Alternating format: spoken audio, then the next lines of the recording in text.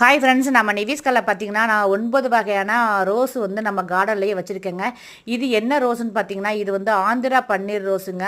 அதாவது நம்ம ஏரியாவிலலாம் மாலை கட்டுவாங்க பார்த்தீங்கன்னா, மாலைக்கு வந்து இந்த ரோஸு பூ தாங்க வச்சு கட்டுவாங்க. இது வந்து பன்னீர் ரோஸுன்னு சொல்லுவாங்க கிராமத்துலலாம்.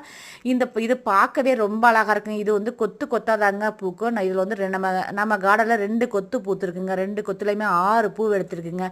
பார்க்கவே ரொம்ப அழகாக இருக்குது. அதாவது இதை பறிக்கவே மனசு இல்லைங்க, பார்த்துக்கிட்டே இருக்கலாம் போல இருக்குங்க.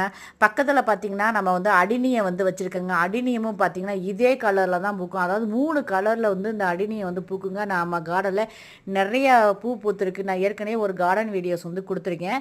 இந்த அடினிய பூ வந்து 3 கலரில் வந்து பூத்துருக்குங்க. இது எப்படி இருக்குன்னு வேணால் நம்ம கார்டன் பிளேலிஸ்ட்டில் போய் இருக்கு, வேணால் பார்த்து தெரிஞ்சுக்கோங்க. இந்த பூவுமே ரொம்ப அழகாக இருக்குங்க, இந்த பன்னீர் ரோஸு. அனைவரும் இயற்கை விவசாயத்தை நேசிப்போம்.